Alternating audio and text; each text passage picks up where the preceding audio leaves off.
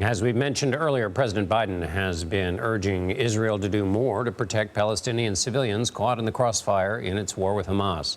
During remarks at the White House Monday, the president said Israel should not proceed with any major military operation in Rafah without first having a credible plan. For more on this, we turn to Ambassador Gerald Feierstein. He is a distinguished senior fellow at the Middle East Institute. Thank you so much again for being with us again, Mr. Ambassador. So President Biden said the Israeli response has been, quote, over the top. How serious of a threat do you think, or test, I should say, is this current moment in the American-Israeli relationship? Well, I think it's absolutely critical, and I can't remember a time where the U.S. and Israel were so openly divergent in their views about where we are, where we need to go, what the next steps need to be.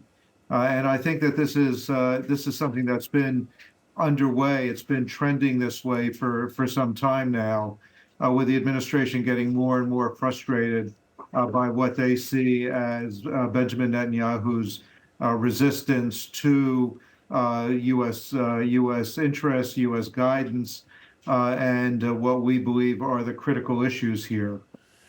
So what does it mean then in practical terms if the president were to speak out, as some of his aides have suggested? And let me attach this to it, which is, wasn't the argument always that Biden's support of Netanyahu was kind of the buy-in that was necessary so that he could have influence? So are we finding that theory was flawed? Well, it would appear to be, because the president has tried quiet persuasion. He's tried sending Tony Blinken to the region on a number of occasions to talk to Netanyahu, and none of that has turned Netanyahu's approach. And I think that there's concern, frankly, that Netanyahu is less interested in what is in Israel's interest and more interested in what is in Benjamin Netanyahu's interest. And that is a direction that we don't want to go.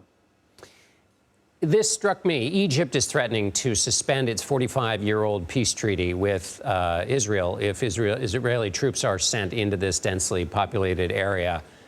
It struck me as a child of the 70s who watched the Camp David Accords. How serious a deal is that? Well, clearly, an Israeli approach right up to the border with Egypt would be a violation of the agreement between the two countries. And I think that the Egyptians are particularly concerned that there are certainly members of Benjamin Netanyahu's government who see the solution to their Gaza problem as pushing hundreds of thousands, if not millions, of Palestinians across the border into Egypt. And the Egyptians are absolutely dead set against anything along those lines. So they are doing what they can to basically make it very clear to the Israelis that they are treading on dangerous turf. And a final question: the U.S. ability in the region, with other countries, to work its will, work within the U.S. national security interests, how has it been affected or damaged by its support of Israel? Well, I think that there's a huge amount of anger and frustration among Arab publics over not only what Israel is doing in Gaza, but the open support that the United States gave, the so-called green light that we gave to the Netanyahu government to pursue these attacks. The administration is trying to work. We saw, of course, King Abdullah here today. We're working very closely with the Egyptians, with the Qataris, with Saudi Arabia, the UAE, to try to forge really a common approach to solving not only this problem, but the way forward. And so I think that to a certain extent, that's eased the tensions, but it won't really be resolved until there's an end to the fighting in Gaza. Ambassador Gerald Feierstein with the Middle East Institute, thanks so much for being with us. It's always a pleasure.